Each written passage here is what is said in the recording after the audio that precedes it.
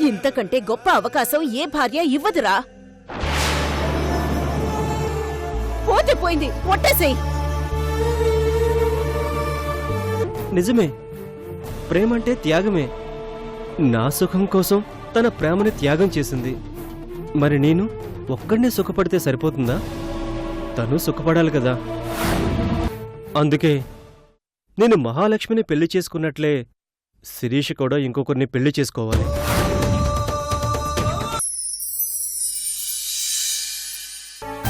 చనిపోయిన సంధ్యకు మాటిచ్చా. తన బిడ్డకు తల్లిగా ఉంటానన్నా.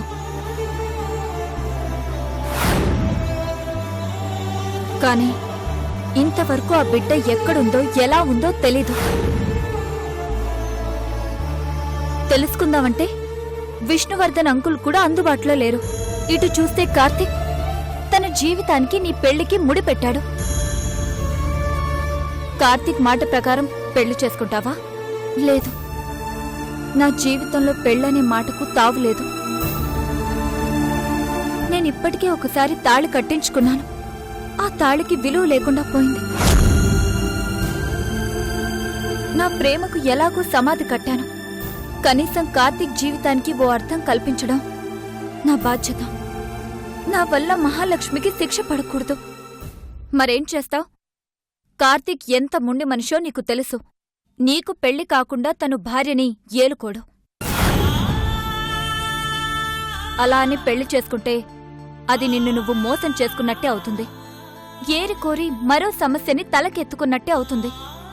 నీ మెళ్ళో పడే తాళి నీ బాధ్యతలకు ప్రతిబంధకం అవుతుంది. అందుకే పెళ్ళనే మాటని నేను మర్చిపోయాను. కాని కార్తీక్ని ఎలా దారిలోకి తీసుకురావాలో ఆలోచించాలి. అసలు నువ్వెందుకు ఆలోచించాలి? నీకు కార్తీక్కి మధ్య ఏ సంబంధం లేదు. తను ఎప్పుడైతే మరో ఆడపిల్లకి భర్త అయ్యాడో అప్పుడే నీకు అతనికి మధ్య ఉన్న అన్ని సంబంధాలు తెగిపోయాయి. అలా అనుకుంటే నేను మనిషినెలా అవుతాను? కార్తీక్ ఈ రోజుకి నా గురించి ఆలోచిస్తూ తన భార్యకి దూరంగా బతుకుతున్నాడు. నా దురదృష్టానికి నేను బలి కావడంలో అర్థం ఉంది. అంతేగాని మరో ఆడపిల్ల జీవితం బలి కావడం మహాపాపం. అందుకే ఏదో ఒక మార్గం వెతకాలి. నీ మార్గమే నీకు తెలీదు. సంధ్యకు న్యాయం చేయలేదు. పాప ఎక్కడుందో ఎలా ఉందో తెలీదు. నీకు సాయం చేసేవాళ్లు కూడా లేరు. ఈ సమయంలో నువ్వు కార్తీక్ జీవితాన్ని చక్కదిద్దుతావా? ఇది జరిగే పనేనా? జరగాలి. దీనికి పరిష్కారమేంటో ఆ సంధ్యని అడుగుతాను. అడిగితే చెప్పడానికి సంధ్య సమాధిలో ఉంది. ఏం చెప్పాలన్నా ఏం చేయాలన్నా ఆ పరమాత్ముడే చెప్పాలి, చెయ్యాలి. చూద్దాం, ఆయన ఏం చెప్తాడో చూద్దాం.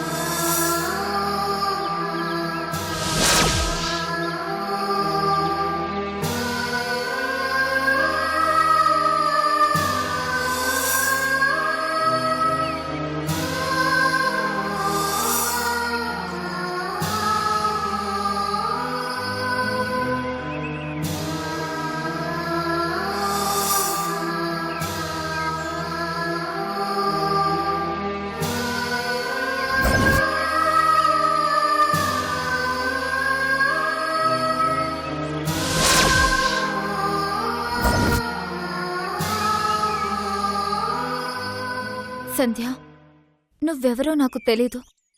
ఎందుకు మనమిద్దరం ఒకే రూపంలో ఉన్నామో తెలీదు. నా స్థానంలో ఉండి నాకు సహాయం చేశావు. కానీ నిన్ను అన్యాయంగా నేను చంపేశాను.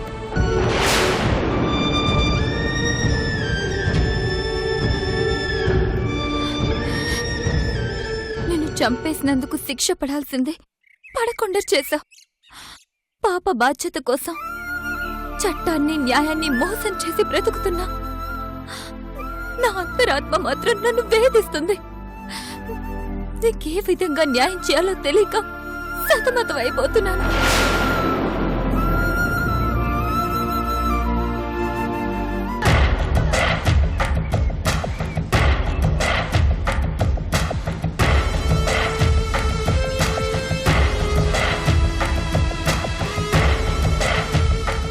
పాపని కాపాడమన్నా, పాపకు అమ్మ ప్రేమని అందించమన్నా, కానీ పాప ఎక్కడుందో తెలీదు.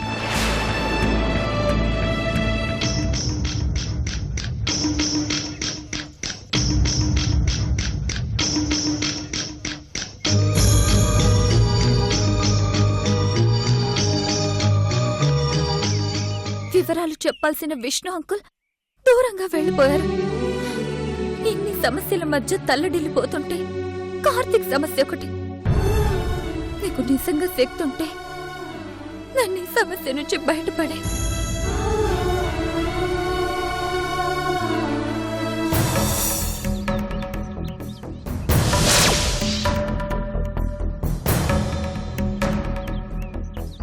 నేను పాపకు తల్లిగా బ్రతకాలి.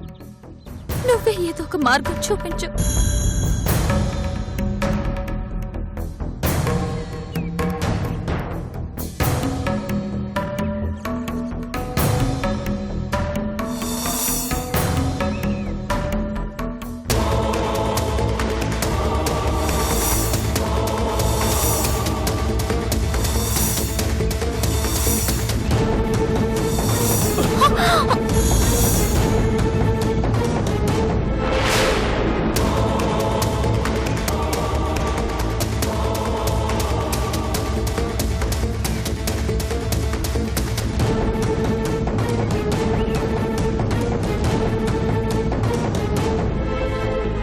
అయ్యో సారీ అండి.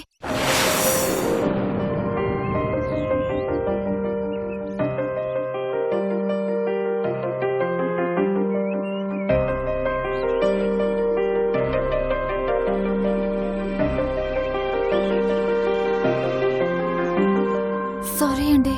అయ్యో పర్లేదండి.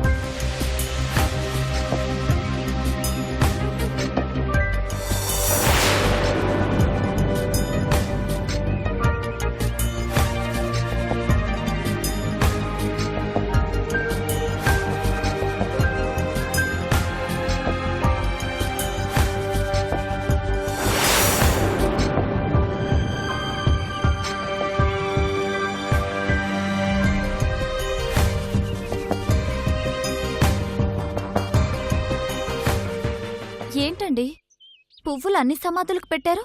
అన్ని సమాధులకు మొక్కుతున్నారు? పోయిన వాళ్ళందరూ దేవుళ్ళతో సమానం కదండి.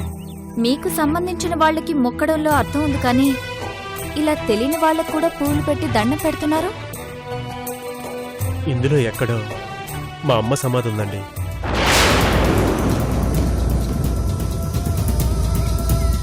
నా చిన్నతనంలో మా అమ్మ చనిపోయింది. అప్పటికి నాకు ఊహ తెలిసి తెలియని వయసు. నా కళ్ళ ముందే మా అమ్మ శవాన్ని ఇక్కడికి తీసుకురావడం గుర్తుంది. ఆ తర్వాత సమాధులు ఎక్కువయ్యాయి. వీటిలో మా అమ్మ సమాధి ఎక్కడుందో నేను గుర్తుపట్టలేని పరిస్థితి. కానీ మా అమ్మకు ప్రేమతో ఒక పువ్వు ఇవ్వాలి, మనస్ఫూర్తిగా దండం పెట్టాలి. అందుకే అన్నింటికీ దండం పెడతాను.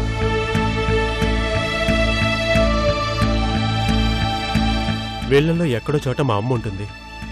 మా అమ్మకి నా నమస్కారం చేరితే చాలు.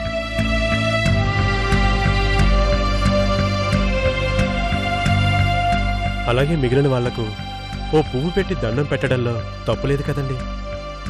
ఇక్కడున్న వాళ్ళందరూ మా అమ్మకి ఫ్రెండ్స్ అయి ఉంటారు. అందుకే వాళ్ళకి ఓ పువ్వు పెడుతున్నారు. వస్తానండి.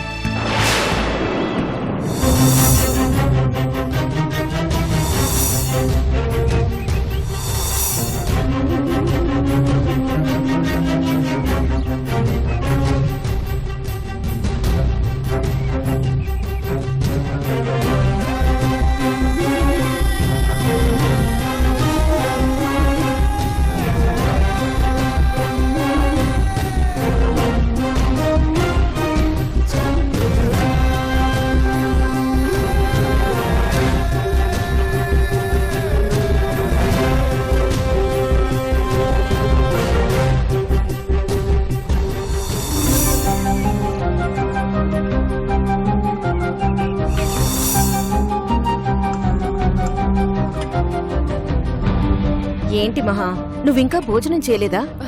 బావకి ఈరోజు హాఫ్ డే కదత్తయ్య. బావతో కలిసి భోంచేద్దామని వెయిట్ చేస్తున్నాను. వాడెప్పటికొస్తాడో ఏంటో. నువ్వు తినేయమ్మా, టైం 3:30 అవుతోంది. లేదత్తయ్య, బావొచ్చాక ఇద్దరం కలిసి తింటాం. అలా ఎంతసేపని వెయిట్ చేస్తావు? వాడొచ్చాక నేనే పిలుస్తానులే. నువ్వు తినేసి రెస్ట్ తీసుకోపో. అదిగో బావొచ్చేశాడు.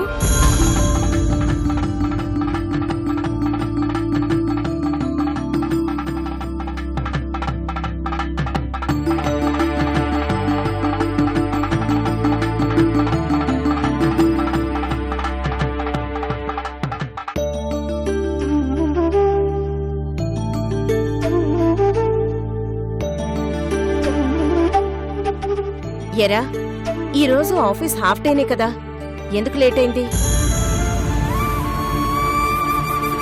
ఇంటి దగ్గర కట్టుకున్న భార్య ఒకతుంది, మన కోసం ఎదురు చూస్తుంది. లంచ్ టైంకి వెళ్లాలని ఆలోచన ఉండదా?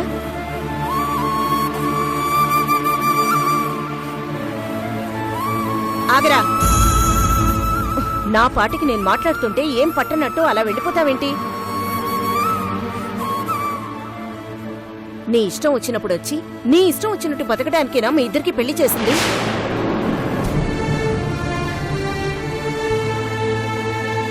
అత్తయ్య, ముందాయన్ని భోజనం చేయనివ్వత్తయ్య. నువ్వు రా బావా. నువ్వుండు మహా, మరీ బాధ్యత లేకుండా ప్రవర్తిస్తూ ఉంటే ఎలా? పెళ్లి చేసుకున్నాడు, కాపురం చేయటం లేదు. కన్న తల్లిని నన్ను మోసం చేశాడు. కనీసం నీతో కలిసి భోజనం కూడా చేయకపోతే ఇక మీకు పెళ్లి చేసి ఏంటి ఉపయోగం?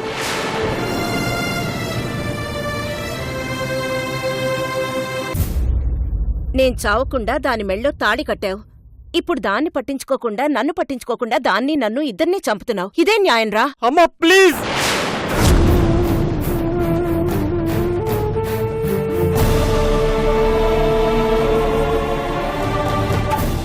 నిజమే, నేను చేస్తుంది తప్పే. అది తప్పని నాకు తెలుసు. తప్పని తెలిసి కూడా ఎందుకు చేస్తున్నావు? ప్రేమించాను కాబట్టి.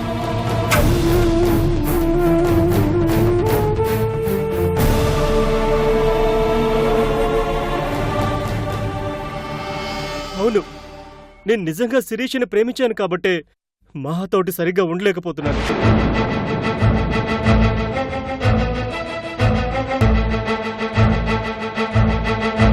అలాంటప్పుడు తాళెందుకు కట్టావు? తన జీవితాన్ని ఎందుకు నాశనం చేస్తున్నావు? నన్ను బ్రతికించి దాన్ని చంపుకు తింటున్నావు. తెలుసమ్మా, నేను చేస్తుంది తప్పే. కాని ఆ తప్పుని సరిదిద్దుకునే అవకాశం ఇవ్వమ్మా. ఏం సరిదిద్దుకుంటావురా? ఎలా సరిదిద్దుకుంటావు? శిరీషకి పెళ్లి చెయ్యాలి.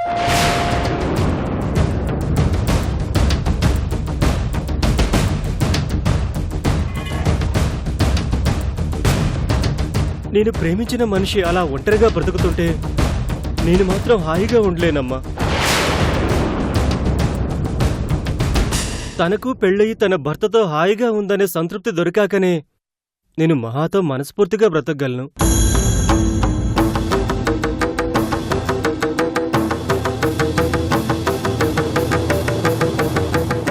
ఇది ఎంతవరకు సమంజసమో నాకు తెలీదు.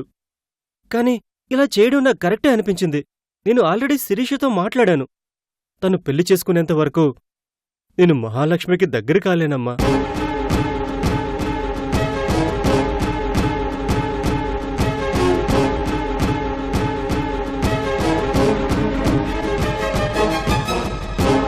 మహా, నిన్ను ఇబ్బంది పెడుతుంటే నన్ను క్షమించు. నా మనసులో ఉన్నది నీకు చెప్పాను. ఇన్ని రోజులు నా కోసం ఎదురుచూసావు. నా కోసం అమ్మ దగ్గర నాటకం ఆడావు. ఇప్పుడు నా కోసం అడుగుతున్నాను. శిరీష పెళ్ళయ్యేంత వరకు నీతో భర్తగా బ్రతకలేను. I'm sorry.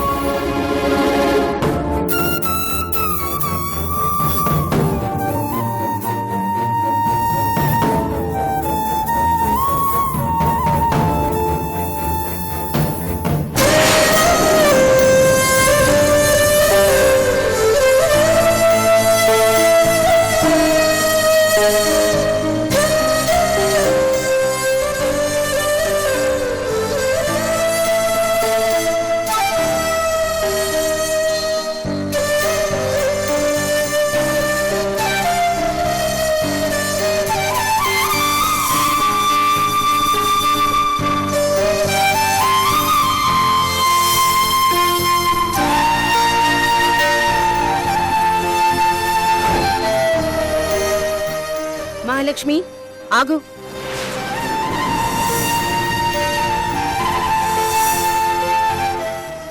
ఏంటి మహా, ఎక్కడికి బయలుదేరావు?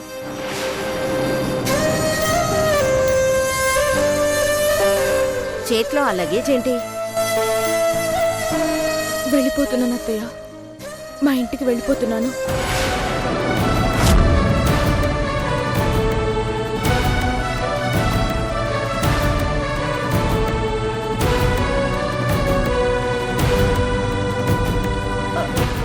ఇంటికి వెళ్ళిపోవడం ఏంటే? ఎందుకు? ఎందుకుండాలో తెలియక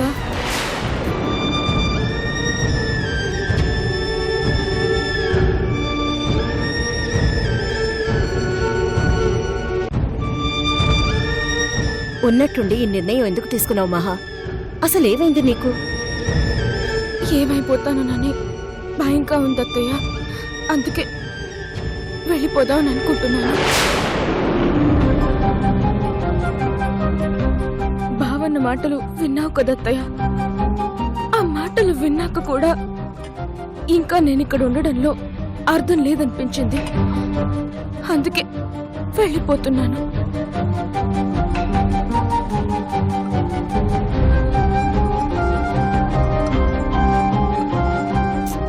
వాడి మాటలు ఎందుకు పట్టించుకుంటావు మహా? అయినా నువ్వంటే ఇష్టం లేదు అని చెప్పడం లేదు కదా. శిరీష పెళ్ళైపోయాక నీతోని కలిసి బతుకుతాను అని చెప్తున్నాడు కదా. అంటే నన్ను చాయిస్ ప్రశ్నలాగా మిగిలిపోమంటావా అత్తయ్య?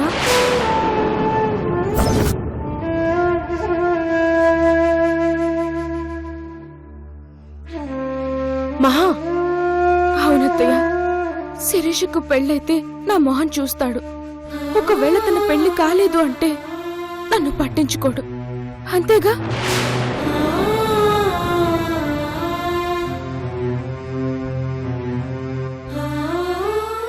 అత్తయ్య, భార్య అనేది తప్పనిసరిగా అటెంప్ట్ చేయాల్సిన ఆన్సర్ లాగే ఉండాలి, కానీ అవసరమైతే చూద్దాంలే అన్న చాయిస్ క్వశ్చన్ లా మిగిలిపోకూడదు.